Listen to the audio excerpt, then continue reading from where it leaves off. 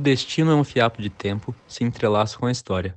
E a história de Maria Machado de Assis começou em 21 de junho de 1839, no Morro do Livramento, Rio de Janeiro. Filha de um pintor de paredes e de uma lavadeira, cresceu em meio à simplicidade, mas com um olhar atento ao mundo ao seu redor.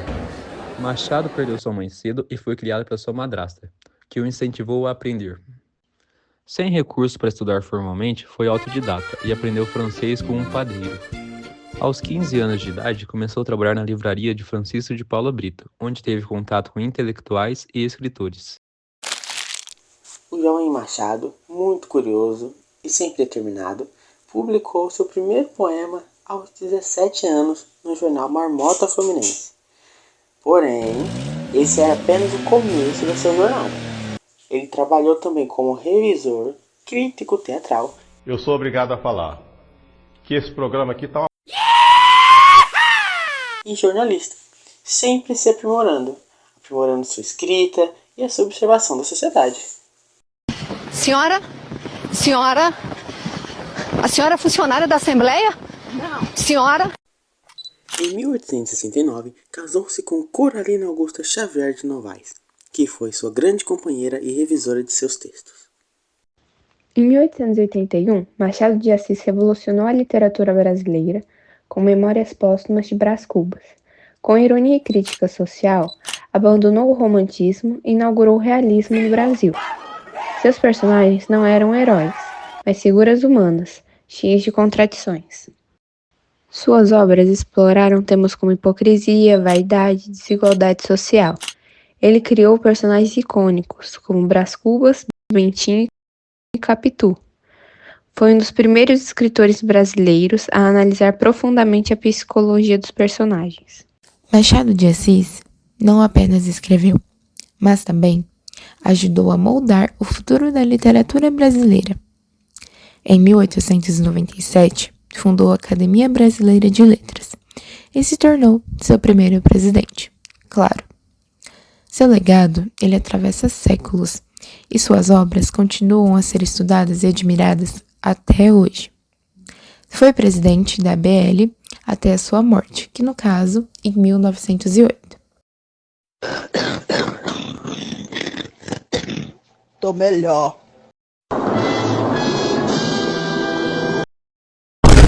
Ai, meu Deus do céu! Morri!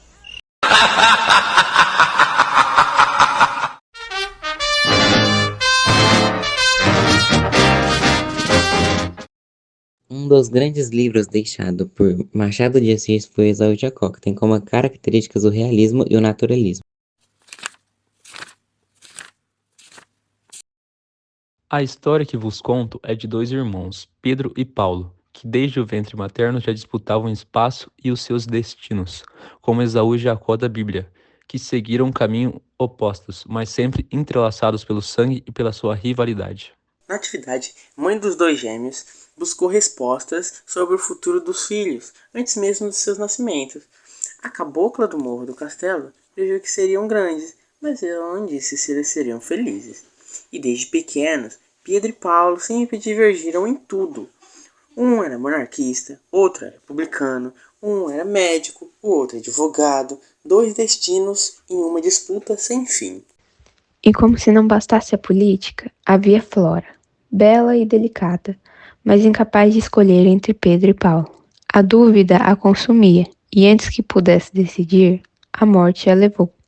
Os irmãos, devastados, seguiram caminhos distintos, mas nunca deixaram de se enfrentar.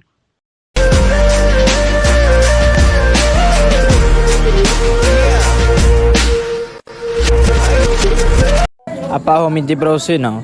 Tem hora que dá vontade do cara mandar todo mundo tomar no... Então cala a boca e fica quieto, porque senão agora eu levanto e te jogo dentro da privada. O Brasil, ele estava mudando. Enquanto a monarquia estava caindo, a república estava nascendo. E no meio de tudo isso, Pedro e Paulo também mudavam. Agora, como deputado, os dois seguiam brigando, como sempre, né? A mãe, Dona Natividade, até tentou colocar alguns panos quentes, mas a trégua não durou muito tempo, não.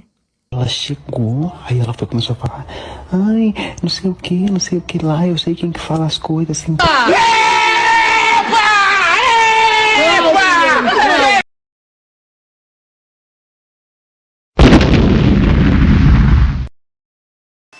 No fim, como era de se esperar, o destino acabou separando os dois de vez, fazendo assim com que cada um seguisse o seu rumo. E assim termina essa história, não com vencedores, mas com almas que seguem sempre em conflito, sempre incertas. O Brasil do final do século XIX vivia uma transição política e social. Machado de Assis, com sua ironia e seu olhar crítico, capturou essa realidade em Esaú e Jacó, um romance que reflete os conflitos humanos e políticos da época. O realismo busca retratar a realidade sem nenhuma idealização. E em Esaú e Jacó, Machado de Assis consegue expor a hipocrisia da sociedade e a ambiguidade dos personagens. Machado de Assis faz crítica social, revelando o jogo de interesses políticos e a falsidade das relações humanas. Ironizando, o autor usa um tom sarcástico para expor as falhas de todos os personagens. Pedro e Paulo não são heróis nem vilões, apenas figuras moldadas por suas circunstâncias e são retratados como os personagens ambíguos. A política é como o amor. Tem ciúmes, tem ódios, mas tem reconciliações. O naturalismo enfatiza a influência do meio e da biologia sobre os personagens. Em Esaú e Jacó, Pedro e Paulo não escolhem seus destinos. Eles são moldados pela sociedade e pela política. Machado observa os comportamentos humanos sem julgamentos morais, mas como um estudioso. Os homens são como as estrelas, aparecem e desaparecem, mas o céu continua. O realismo e o naturalismo em Esaú e Jacó não nos dão respostas, apenas questionamentos. Quem venceu nessa história? Talvez ninguém, ou talvez todos. Afinal, somos todos personagens em um mundo que se escreve sozinho.